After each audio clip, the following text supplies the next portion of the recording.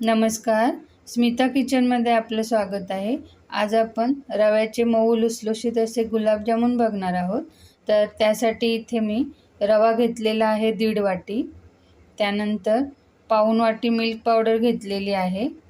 त्यानंतर मिल्क पावडरच्या वाटीनेच मोजून मी इथे 1.5 वाटी साखर घेतलेली आहे.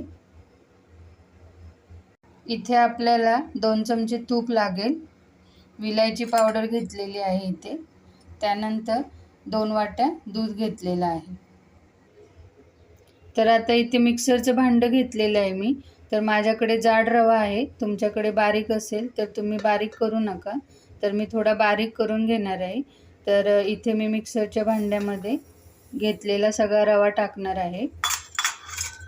त्यानंतर मिल्क पावडरही त्यामध्येच टाकणार आहे.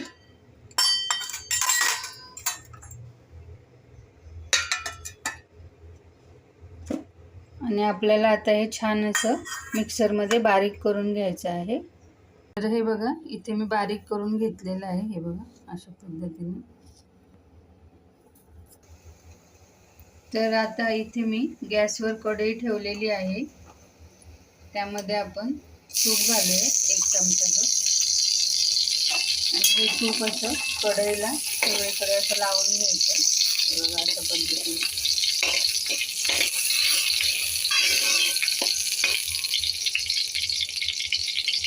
त्यानंतर इथे मी दूध घेतलेलं आहे. तर दूध आपल्याला ते गरम करून घ्यायचं आहे.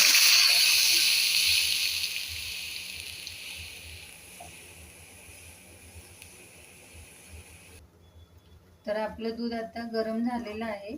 त्यामध्ये आपण हे बारीक केलेला रवा टाकून घेऊया आणि याला छान असं आपल्याला मिक्स करून घ्यायचं आहे.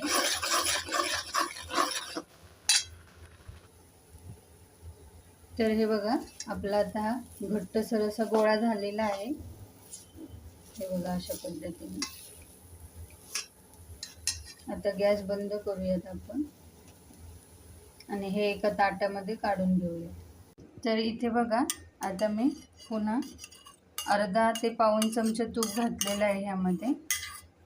त्यानंतर अर्धी वाटी दूध घेतलेलं आहे. आता आपल्याला लागेल तसं दूध टाकून आपण रवा एकदम मऊ असा मळून घ्यायचा आहे. तर पहिल्यांदा मी ते 2 वाट्या दूध वापरलं. आता पुन्हा मी अर्धी वाटी दूध घेतलेलं आहे. तर ह्यामध्ये आता थोडं थोडं दूध टाकून आपल्याला हा रवा छान मऊ मळून घ्यायचा आहे. तर हे बघा, इथे मी ह्या चमच्याने 4 चमचे दूध वापरलं होतं. आता पुन्हा 1-2 चमचे आपण दूध टाकून घेऊयात यामध्ये. तर बऱ्यापैकी मऊ झालेलं आहे आपलं पीठ. अजून थोडं आपण मळून घेऊया त्याला.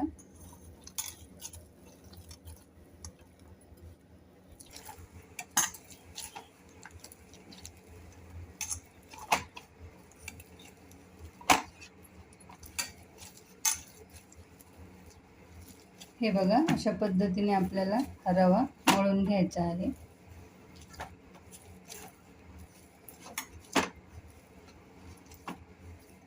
तर आता छान असा आपला रवा मऊ झालेला आहे. हे बघा. तर हे बघा, आपला रवा छान मळून झालेला आहे मऊसूत असा. आता आपण इथे थोडंसं तूप लावायचं हाताला. त्यानंतर असं छोटासा गोळा घ्यायचा. हे बघा असा. आणि हा असा गोल करून घ्यायचा आहे. हे बघा अशा पद्धतीने. तर आपला गोळा छान असा तयार करून घ्यायचा. त्याला कुठेही क्रॅक जाता कामा नये. जर क्रॅक गेले तर तेलात टाकल्यावर फुटतील आपले गुलाबजाम. तर ह्या अशा पद्धतीने आपण गोळा करून घेतलेला आहे. आता सगळे मी अशाच पद्धतीने गुलाबजाम करून घेणार आहे. तर इथे बघा, सगळे मी असे गोळे बनवून घेतलेले आहेत. तर एकूण आपले 35 गुलाबजाम यामध्ये तयार झालेले आहेत. आता आपण ह्याला तळून घेऊया. तर आता मी सर्वप्रथम इथे पाक करून घेणार आहे. तर इथे साखर टाकलेली आहे मी. तर 2 वाट्या साखर घेतली आहे मी. तर त्यामध्ये पाणी घालणार आहोत आपण. तर 2 ग्लास पाणी घातलेलं आहे मी इथे. आता आपल्याला गुलाबजामसाठी पाक तयार करून घ्यायचा आहे. इथे बघा आपली साखर आता विरघळलेली आहे.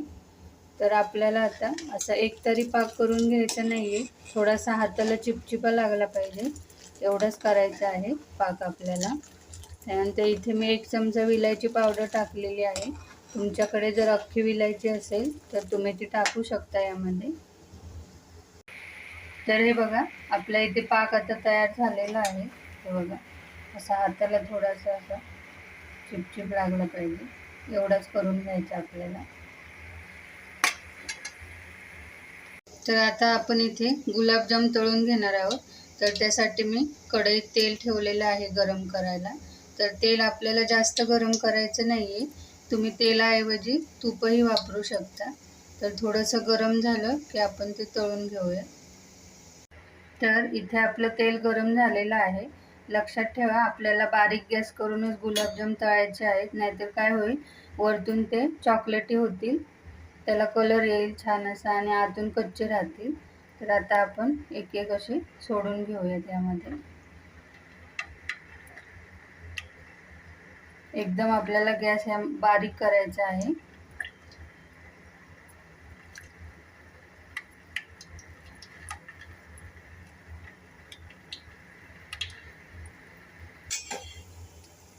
आता लगेचच याला हलवायची घाई करायची नाही आपण. तर ह्याला थोडेसे बुडबुडे यावरचे निघून गेले की थोडं पलटून घ्यायचं आहे आपल्याला.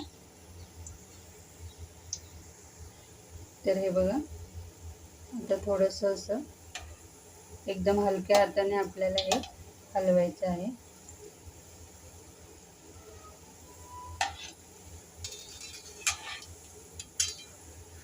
आणि गॅस आपला बारीकच असायला हवा.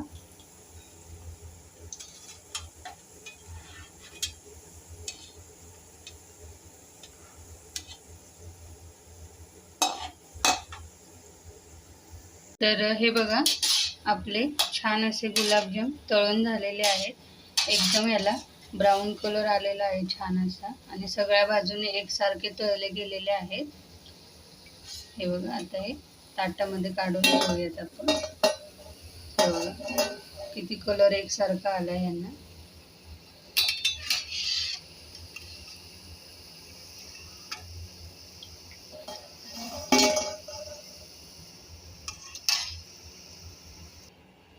आता अशाच पद्धतीने मी हे सगळे तळून घेणार आहे.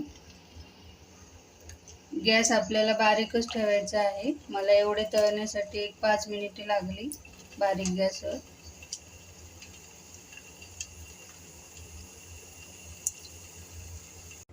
तर हे बघा माझे सगळे गुलाबजाम आता तळून तयार झालेले आहेत. आता आपण ह्याला पाकामध्ये घालून घेऊयात.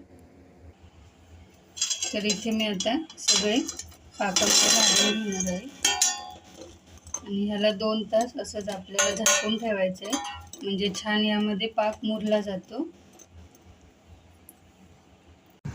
तर इथे आपले गुलाबजाम तयार झालेले आहेत. चांगला पाक यांनी शोषून घेतलेला आहे गुलाबजामने. तर अगदी घरच्या घरी आपण 2च साहित्य वापरून हे गुलाबजामुन तयार केलेले आहेत. तर खायलाही खूप टेस्टी लागतात.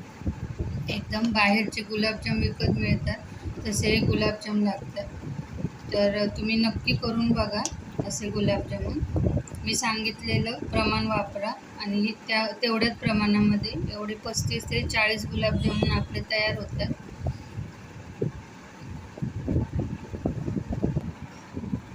तर हे बघा मी प्लेटमध्ये काढून घेतलेले आहे. तर तुम्हाला माझी ही रेसिपी आवडली असेल तर नक्की लाईक करा, शेअर करा आणि कमेंट करायला विसरू नका. चॅनलवर जर नवीन असाल तर चॅनलला नक्की सबस्क्राईब करा. तर तुम्हाला मी आता एक तोडूनही दाखवणार आहे गुलाबजामुन घेऊन. तर हे बघा किती छान आणि सॉफ्ट झालेले आहेत. हे बघा आतून पण किती छान टेक्स्चर आलेलं आहे याला.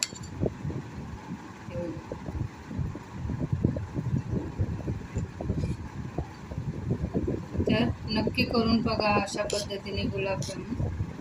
पुन्हा भेटूयात अशाच एका नवीन व्हिडिओसोबत. तोपर्यंत धन्यवाद.